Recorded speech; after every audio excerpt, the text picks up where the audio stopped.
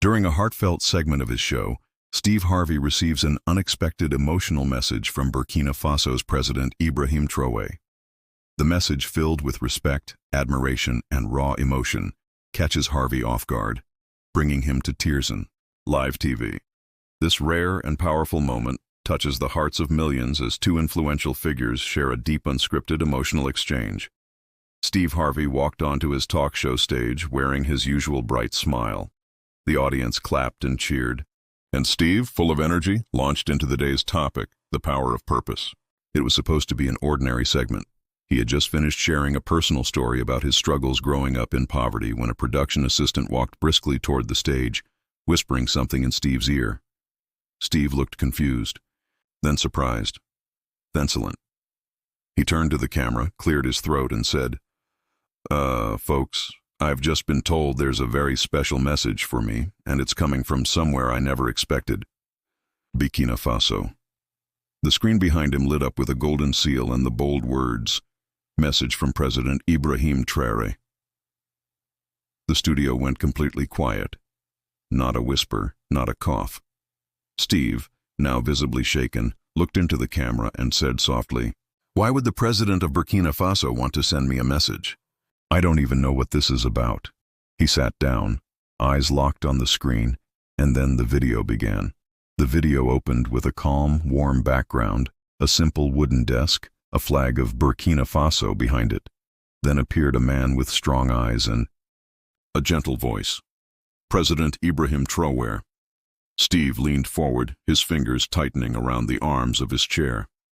"Mr. Steve Harvey," the president began in English with a soft African accent. "I speak to you not just as a leader, but as a brother." The entire studio leaned in. "You don't know me, but we know you." Traoré continued, "In the villages of Burkina Faso, your voice reaches farther than you may think. Your words of strength, faith, and second chances have touched people you'll never meet." Steve blinked, stunned. His hands began to tremble slightly. Traoré's voice thickened with emotion. "During our darkest nights, when war threatened our peace, your story gave me hope. You reminded me that leadership is not about titles, but about purpose and heart." The room fell into absolute silence. Then Traoré looked directly into the camera and said, "From a soldier who rose to lead his people to a boy who once had nothing in America, I thank you." Steve's lips parted, but no words came out, only the beginning of tears. For the first time in a long time, Steve Harvey was speechless. He ached for a tissue as the message continued. "I've watched you cry for others, laugh with strangers, give to those who thought they were forgotten." Traoré's voice echoed.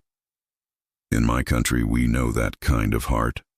We call it a heart of the sun, warm, brave, and giving light." Steve finally whispered, "Wow." The president paused, then continued, "This message is not political. It is personal. I see in you the story of a man who never gave up, and it reminds me to never give up on my people." The message ended with Traoré saying something in Moor, the native language of Burkina Faso. Steve turned to his team, his voice cracking. What did he say at the end? A translator nearby stood and replied gently. He said, "Even the strongest man needs to be reminded that this voice still matters." Steve covered his face. The crowd was crying. Even the cameraman's hands were shaking. This wasn't just a TV moment. It was a moment of souls meeting across oceans, across struggle, across brotherhood. And it had only just begun. Steve sat quietly, his hands folded, his eyes glistening. The audience waited, but he couldn't speak. Something heavy had touched his spirit, a weight of truth, of connection, of being seen. After a pause, Steve looked up and said, "You know, you never think that your words go that far. You just try to be real, try to survive, try to help." The crowd clapped gently, but Steve raised his hand to stop them. "This ain't about applause," he said. "This is about purpose." Backstage, the producers debated cutting to a commercial. Steve refused. "I want the world to hear every second of this. Don't stop the feed." Then, as the cameras zoomed in on Steve, a second surprise came. A live connection. The screen flickered. Suddenly, President Ibrahim Traoré appeared on video, not pre-recorded this time. Steve gasped. Mr. Harvey, Traoré said, smiling gently. For once let me speak to you, man to man, not from one country to another, from one dreamer to another. The studio fell silent again. A storm of emotion was rising, and no one was ready for what the president would say next. Traoré leaned in toward the camera, his tone soft and sincere. You see me now as a president, he said. But I was once a boy with no shoes. I walked barefoot to school. I carried books tied with string. And many nights, I went to sleep hungry. Steve lowered his head. His shoulders moved as he held back tears. The president continued, When I was a teenager, I saw war with my own eyes. I saw people give up, but I also saw people rise. He paused, then added something unexpected. One day in a crowded internet cafe, he saw your video. Don't give up. I didn't even understand all your words, but I understood your tears, your passion, your pain, and your hope. Steve looked up, stunned. You helped a young boy in Burkina Faso believe he could be more than his pain, and that boy became me. The crowd gasped. Some had tears falling freely. Trey smiled gently. So when I heard your voice again last week speaking about purpose, I knew it was time I said something back. Steve covered his face. And that's when Traoré said something even Steve couldn't believe. President Traoré took a deep breath, then looked directly into the camera. Mr. Harvey, he said, you once said you wanted to visit Africa, not just as a celebrity, but as a brother, as someone who wants to give back. Steve nodded, whispering, Yes, I did. Well, Traoré smiled, I want to invite you personally to Burkina Faso, not for cameras, not for attention, but to see what your voice has built insolence. The studio audience gasped. You've helped lift spirits across oceans. Now let me show you the seeds you've planted in our soil. Steve's hands trembled. He wasn't sure whether to speak or cry. Then came the words that broke him. There's a young orphanage in Ouagadougou. The children there know your name. They pray with your words. They laugh with your jokes. But most of all, they believe they matter because you mattered. Steve stood up, eyes full of tears. The audience rose with him, clapping softly, many wiping their own eyes. But Trey wasn't finished. He looked into the lens and added, In 7 days they'll gather in the village square, waiting to meet the man whose words crossed oceans and healed hearts. The countdown had begun. The very next morning, Steve was already packing. No cameras, no media alert. Just him, a carry-on, and a heart full of questions. The world was buzzing. Every major news outlet ran headlines. President of Burkina Faso moved. Steve Harvey to tears, a message that crossed oceans. But Steve wasn't going for the world. He was going for the kids, for that voice that had spoken to his soul. As his plane flew across the Atlantic, he stared out the window.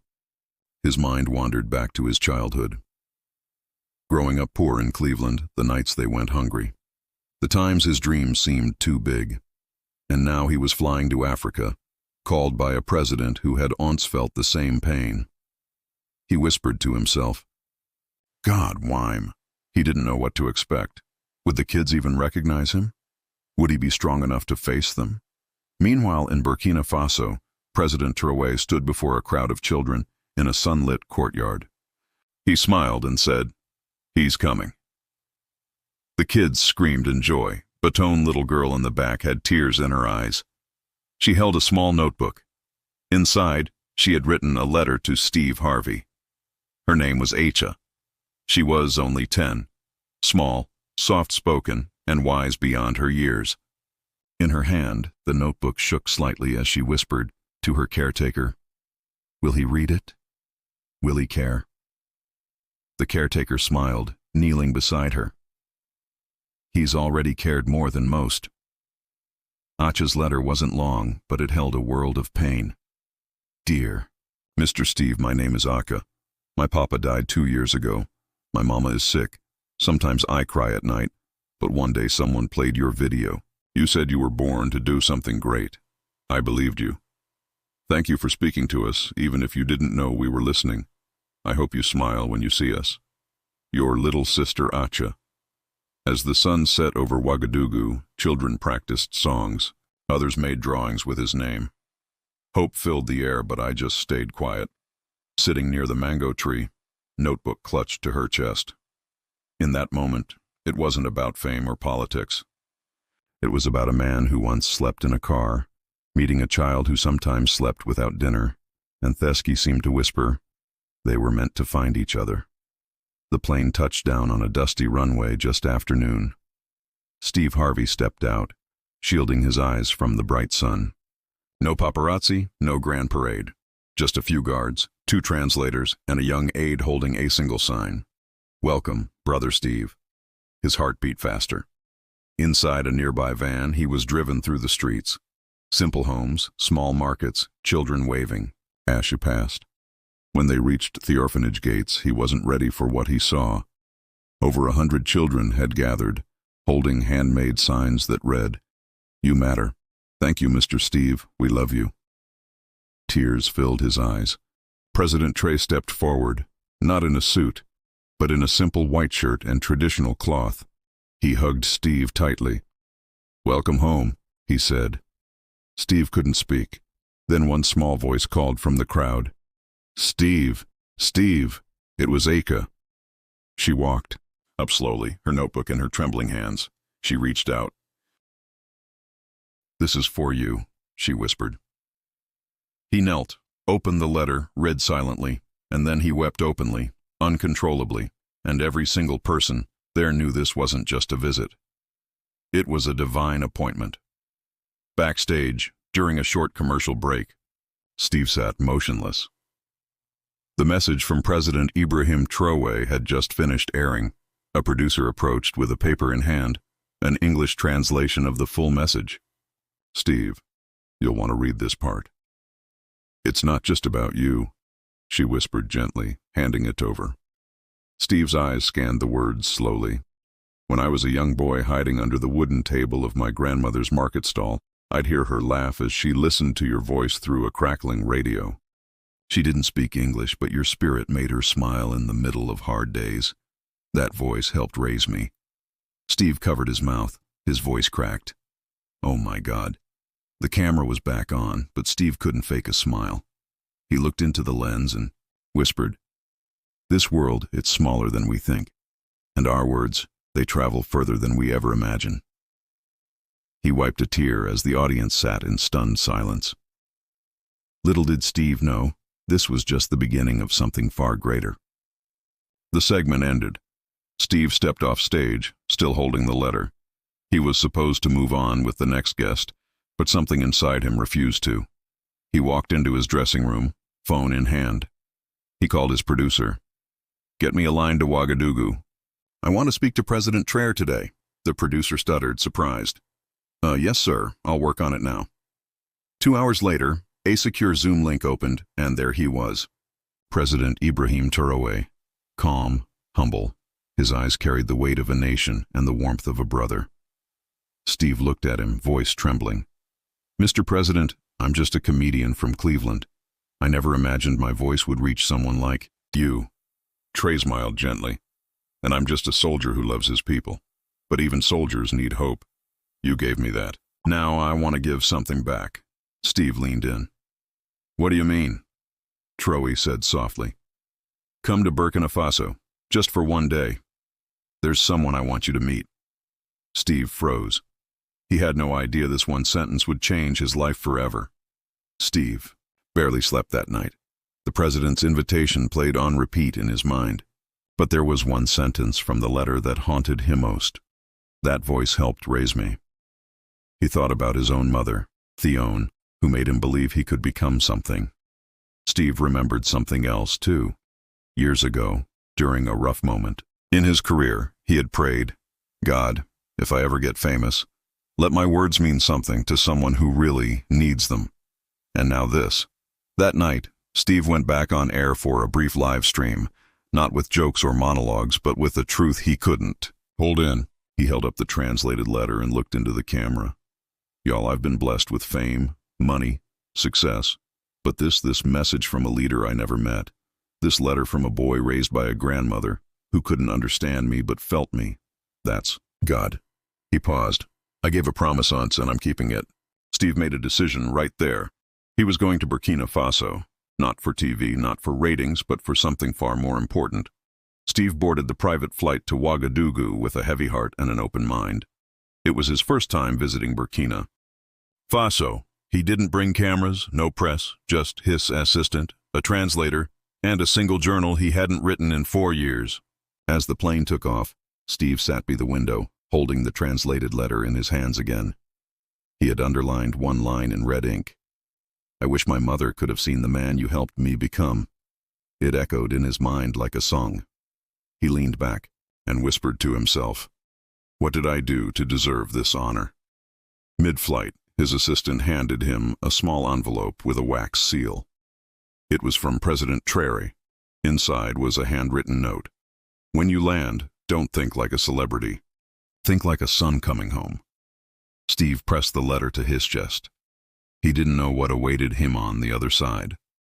But deep down, he felt this trip wasn't just about one man's gratitude. It was about healing something buried in both of them. Something the cameras had never seen. Steve arrived in Burkina Faso just as the sun began to rise. The airport was quiet. No crowds, no reporters, just a convoy of 2 black SUVs and 1 tall soldier standing near the door, President Ibrahim Traoré himself. Steve stepped down the stairs slowly, unsure of what to say. But Traoré walked up and did something unexpected. He embraced him like a brother. No words, just a long, silent hug. Steve's eyes watered.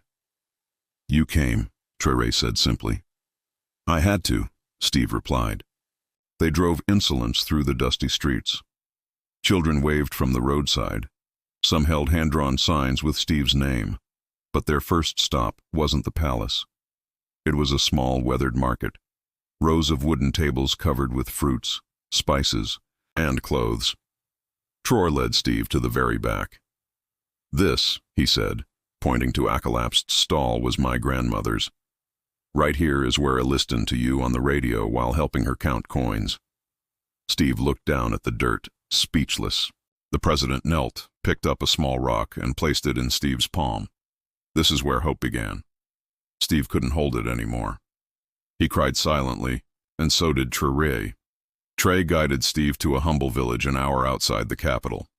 As the car rolled to a stop, a group of women waited under a tree. One of them, elderly and slow-moving, stepped forward. Her hands trembled slightly.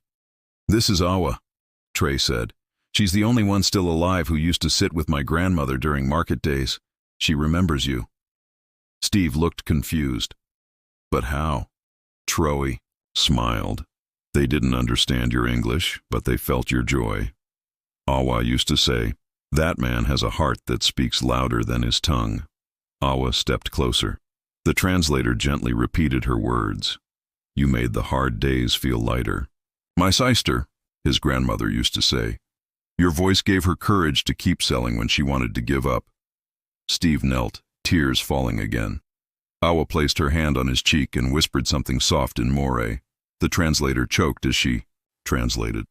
She said, "My sister would have fed you if she had met you. She would have called you her son." In that moment, Steve Harvey wasn't a celebrity. He was a son being welcomed home by a mother he never knew he had. And the world watched, speechless. That evening, Steve was invited to a small school where children waited to perform something special. No cameras, no lights, just soft drums and nervous, little faces. As Steve entered, the kids began singing a simple tune in Marais, the local language. The translator leaned in and whispered, "It's a song President Traoré's grandmother used to hum while cooking Author Market stall. Now these children sing it in her honor." Steve froze, the same tune he'd hummed days earlier without knowing why. Tears filled his eyes. "I remember this," Steve whispered. "My grandma in Cleveland. She used to hum something like this when I cried." Traoré stood beside him, arms crossed gently. "Our grandmothers, they gave us the same comfort, thousands of miles apart." Steve sat down on the dusty bench, surrounded by children. One girl handed him a wooden carving of 2 hands holding a heart. He broke openly, loudly, years of pain, years of questions, all released in a place he never expected. The boy from Ohio and the boy from Ouagadougou, now 2 men, had found a bond that no script could write. The world didn't see celebrities anymore, only 2 sons missing their grandmothers. Before Steve's return flight, President Traore asked to meet one. This time at a small plot of land just outside the capital. It was quiet. A tree stood in the center surrounded by sunflowers. Traore handed Steve a rolled-up certificate tied with a red ribbon. "This land," he said, "now belongs to you. It's a place of peace, a gift from Burkina Faso. So whenever you feel tired or lost, you have a home here." Steve shook his head slowly, overwhelmed. "I didn't come for a gift. He came because your letter made me feel human again." Traore nodded. "And you made me people feel seen. That is worth more than gold." They stood silently under the tree, the wind brushing their faces. Then Traore did something no one expected. He knelt and placed his hand over Steve's chest. "I don't kneel for money," he said, "but I kneel for hearts that change lives." Steve fell, to his knees too. And together, 2 powerful men cried like little boys who missed their grandmothers and found each other in the pain. The next day, Steve's return to the U.S. was met with silence. He asked for no fanfare, no cameras, no show. But something had changed. On his next broadcast, before starting the show, Steve walked on stage holding the wooden carving the children gave him, the one with the 2 hands holding a heart. He placed it gently on his desk. Then he looked into the camera. "In my life, I've received many awards, many gifts, but none like this." His voice cracked. "I met a man, a president, not just of a country, but of the human heart. Ibrahim Traore reminded me of something I forgot, that love, honor, and memory are stronger than anything fame can give you." He paused. "He called me a son of Africa. I call him my brother." And then Steve did something rare. He played the children's song live. No translation, just pure innocent voices. Millions watched, millions cried. Comments flooded in from every corner of the world. People didn't see politics. They saw love, they saw legacy, they saw healing. Dear viewers, if this story touched your heart, even just a little, please like this video, subscribe to the channel, and comment below one word: healed. Let's spread this feeling to the whole world. One story, one tear, one heart at a time.